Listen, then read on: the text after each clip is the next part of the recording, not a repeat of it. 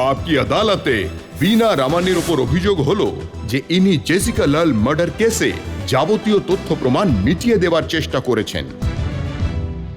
বিনা অনেক খবরের কাগজে ম্যাগাজিনে লেখা হয়েছিল যে পুলিশকে ইনফর্ম করতে দেরি করা হয়, মার্ডার হওয়ার পর ৪৫ মিনিট অবধি পুলিশকে ইনফর্মও করা হয়নি।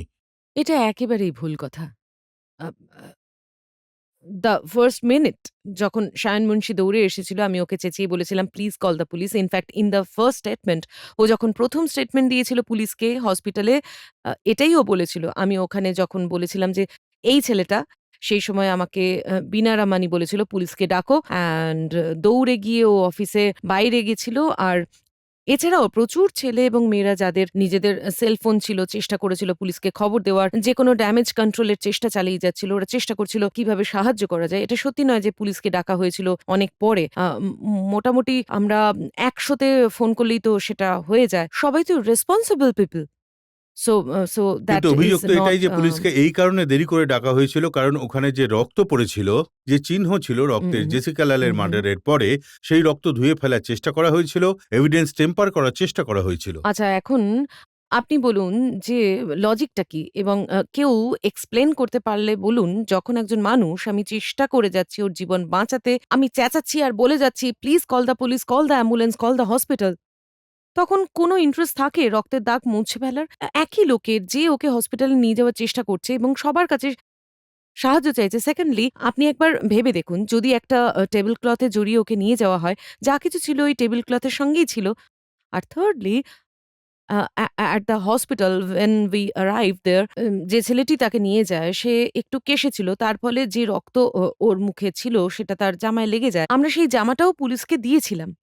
যদি আপনি আমায় অ্যাকিউজ করতেন, যেটা বলছেন যে যে লোকটা শুট করেছিল তার গায়ের রক্ত মুছে দিয়েছিল, তাহলে বলতে পারতেন হ্যাঁ অবশ্যই। কিন্তু আমি, কেন আমাকে এইভাবে অ্যাকিউজ করা হচ্ছে আমি বুঝতে পারছি না। আমার বিরুদ্ধে আসলে একটা গল্প বানানো হচ্ছে।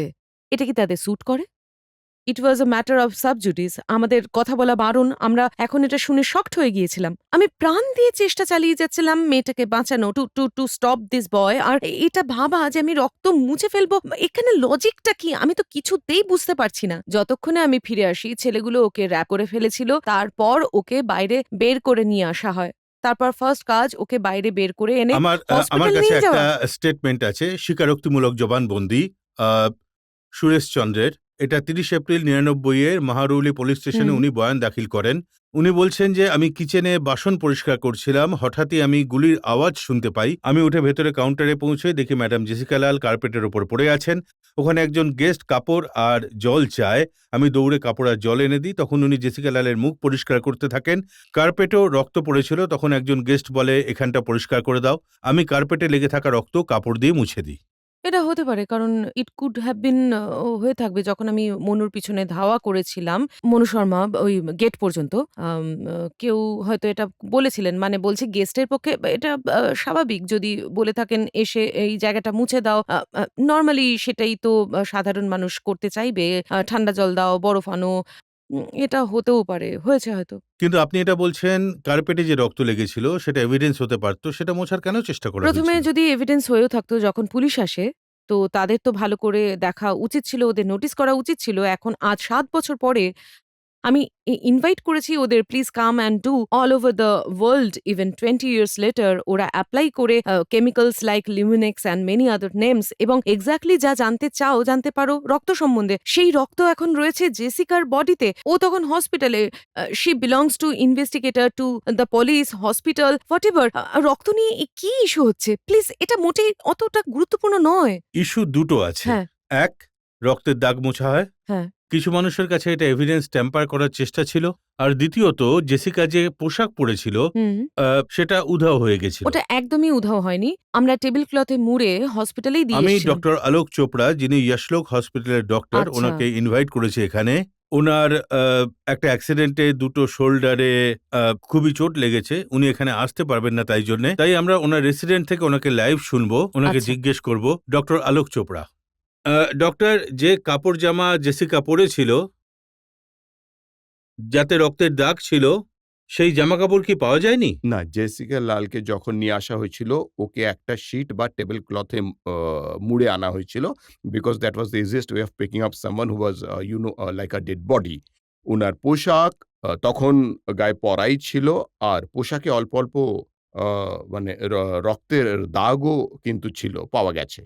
এবং সেই অবস্থায় ওকে আনা হয়েছিল। তো ওই টাইমে কেউ ওনার পোশাক খোলেনি এবং যে শীট অথবা টেবিল ক্লথ ছিল সেটাও সাথেই ছিল। ওই অবস্থাতে যেখান থেকে যেভাবে বীণা রামানির প্লেস থেকে ওঠানো হয়েছিল, সেই অবস্থাতে আমার কাছে আনা ডক্টর হয়েছিল। চোপড়া, যে অবস্থায় ওনাকে নিয়ে যাওয়া হয়, বাঁচার কি কোনো আশা ছিল? আপনি আপনার হসপিটাল থেকে অন্য হসপিটালে ট্রান্সফার করেন? আসলে এমন ছিল যে যখন ওকে আনা হয়েছিল ও একদমই কিন্তু যাকে বলা হয় সার্কুলেটরি ফেলিয়ার এ ছিল। যখন ওনার পালস বা ব্লাড প্রেশার মাপা যাচ্ছিল না। আ আ খুব ডিফিকাল্টি ছিল ব্রিথিং এ। Technically she was alive. I mean which means that she was not brain dead. কিন্তু দেখেই আপাততভাবে আমার মনে হয়েছিল যে আ ওনার বাঁচার চান্স কিন্তু খুব কম। হাউএভার ইন দ্যাট সেটিং আমি আমার পক্ষ থেকে পুরো চেষ্টা ওকে রিসাসিটেট করার, which means যে লাংসে টিউব ঢুকিয়েছি, ব্লাড দিয়েছি, কিছু এমন কেমিক্যাল দিই যাতে পালস এবং ব্লাড প্রেশার বাড়ে। আমার সার্জনদের ডেকেছিলাম, নিউরো সার্জনদের ডেকেছি, ইনজুরি অ্যাসেস করার জন্য ক্যাট স্ক্যানও করি এবং ওই ক্যাট স্ক্যান দেখেই পরিষ্কার বুঝতে পারি যে এই ধরনের ইনজুরি থেকে কেউ বাঁচতেই পারে না। এইরকম স্টেজে জেসিকা লালের পেরেন্টস বলেছিলেন যে, "ভাই কোনো অ্যাডভান্সড নিউরোসার্জিক্যাল ফেসিলিটি অ্যাপোলোতে আছে?" তো আমি বলি, "আছে তো বটে, কিন্তু এই অবস্থায় তার কোনো রেলেভেন্স নেই।" কিন্তু পরিস্থিতি এমন, সিচুয়েশন ইমোশনাল ছিল, ওরা নিয়ে যেতে চেয়েছিলেন তো আমি থামাইনি। দেখুন ডক্টর, পাবলিকের অনেক প্রশ্ন আছে, প্রচুর মানুষ এখানে, জনতা এখানে রয়েছেন। কেউ যদি ডক্টরকে প্রশ্ন করতে চান, আপনি জিজ্ঞেস করতে চান, বলুন। হ্যাঁ, যেমন আপনি দেখছেন যে এই কেস এমন জটিল হয়ে উঠেছে যে প্রত্যেক মানুষই কিছু বলছে, তো আমরা কার কথায় বিশ্বাস করব আর কার কথা মিথ্যে বলে মানব? তো এই সম্পর্কে, কারণ আপনি একজন ডাক্তার, যেহেতু আপনি ওই পরিস্থিতিতে চিকিৎসা করেছেন, তো আপনি কি দেখেছেন, কি বলতে চাইবেন দেশকে? আপনি কি করতে পারেন? আপনার নিজের ভাবনা কি দেশের জন্য সত্যিটা মানে জানার?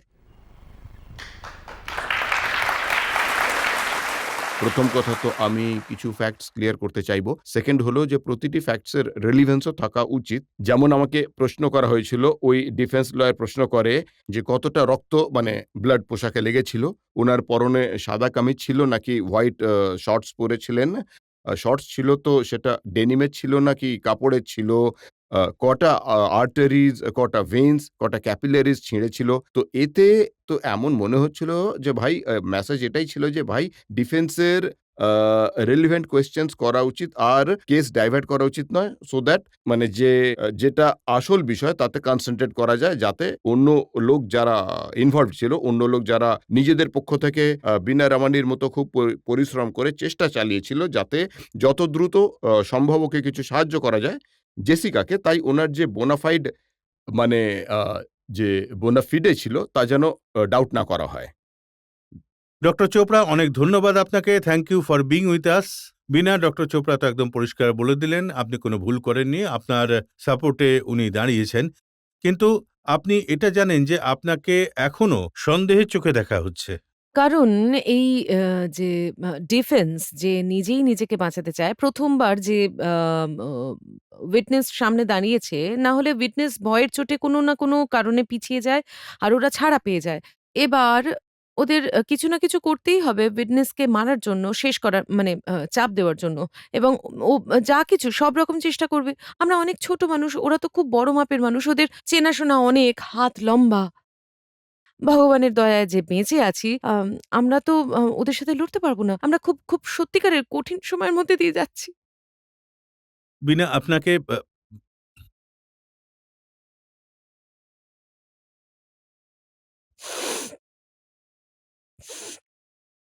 কি কঠিন সময় সহ্য করতে হয়েছে? আপনি তো একজন উইটনেস, আপনি কোর্টে গিয়ে নিজের উইটনেস হওয়া খুবই মুশকিল ছিল। খুব, খুব। We need the support of the nation. We get no support. আপনার ধারণা নেই যে কিভাবে আমাদের ফ্যামিলি গত ৭ বছর কাটিয়েছে। ভাষায় প্রকাশ করতে পারব না। God is with us. আমরা বেঁচে আছি এটাই অনেক, বন্ধুদের জন্যও বেঁচে আছি। তাই এই কঠিন সময় পেরিয়ে আপনি যে কোনো উইটনেসকে জিজ্ঞেস করে দেখুন এই দেশের। অন্য দেশের ওরা হিরোর সম্মান পায়, এখানে আমরা ফিনিশড। আমাকে এত চেষ্টা করতে হয়েছে যাতে ফ্যামিলি ওয়ার্ল্ডের সামনে হাসি মুখে থাকতে পারে। যে এফোর্ট দিতে হয়েছে আপনার কোনো ধারণা নেই। তাও আমরা শেষ পর্যন্ত ফাইট করব জেসিকার সুবিচারের জন্য। কিন্তু কে আছে আমাদের সঙ্গে আমি জানতে চাই কে আছে? বিনা, আপনি বলেছেন ওরা খুব ক্ষমতাধর লোক। সব আচ্ছা, ধরনের কখনো ক্ষমতা আছে ওদের কাছে এই পৃথিবীতে যত ধরনের হয়। They are in government power, they have wealth. ওদের কাছে এত সম্পদ যে ওরা সবকিছু কিনে নিতে পারে এই দেশে। আমাদের আছে সততা, এবং আমার কাছে সততা হলো সম্পদের চেয়েও বড়। আমরা এটা প্রমাণ করব যে আমাদের সততা আমাদের নিয়ে যাবে একদম শেষ পর্যন্ত। কিন্তু আপনার কি মনে হয়নি অন্ততপক্ষে দেশের জনতা, মানুষ, পাবলিক আপনার সাথে আছে? না, শুরুতেও ওরা এত ভুল, এই যে ওরা রক্তের কথাটা শুরু করেছে শুরু থেকেই। প্রথমত আমরা এত শকড হয়ে গেছিলাম। ভেবেছিলাম যে কেউ কি করে এটা বিশ্বাস করবে? কিন্তু আমরা বদার করা শুরু করেছিলাম যখন প্রত্যেকটা নিউজপেপার আ অন্যদের কপি করছে, একই কথা বলছে। আমি আমার উকিলকে বলেছিলাম, "আমরা কি করব?" তখন ওরা বলেছিল, "এটা নিয়ে ভাবার কোনো কারণ নেই। এটা নিয়ে কোর্টে কথা হবে। যদিও আমরা এখন এটা নিয়ে আলোচনা করতে পারব না। আমরা এই নিয়েই বেঁচে আছি। এত বছর ধরে সহ্য করে যাচ্ছি আর এটা আমার সঙ্গে জড়িয়ে গেছে।" I mean আমরা এমন মানুষ নই যারা এরকম কাজ করব। আমার মতন মানুষ এ ধরনের কাজ করে না। তাছাড়া এর মানেটা কি? আমি তো বুঝতেই পারছি না। কি পাগল নাকি কেউ? আপনি যদি কারোর জীবন বাঁচানোর চেষ্টা করেন তার রক্ত লুকোবেন কেন? প্লিজ যেকোনো কাউকে জিজ্ঞেস করুন যে এর মানেটা কি? মানে আ আ আমার তো কোনো ভাষাই নেই কিছু বলার। দর্শকদের প্রশ্ন করব, এই বিষয়ে কেউ কিছু জানতে চান কিনা? হ্যাঁ। I would just like to say thanks to বিনা রামানির মতো মানুষ যারা সমাজে আছেন বলে জেসিকার জন্য জাস্টিস আশা করতে পারছি 7 বছর বাদেও। এটা শুধু ওনার জন্য, উনি জাস্টিসের জন্য দাঁড়িয়েছেন। আমরা বিশ্বাস রাখি that our country can move forward in this. বিনা রামানির মতো মানুষদের আমরা ধন্যবাদ জানাই। Thank you. তাই থ্যাংক ইউ। আমাদের সবার ওনাকে সাপোর্ট করা উচিত, ব্লেম নয়। আমাদের সবার ওকে সাপোর্ট করা উচিত আর পাশে থাকা উচিত যখন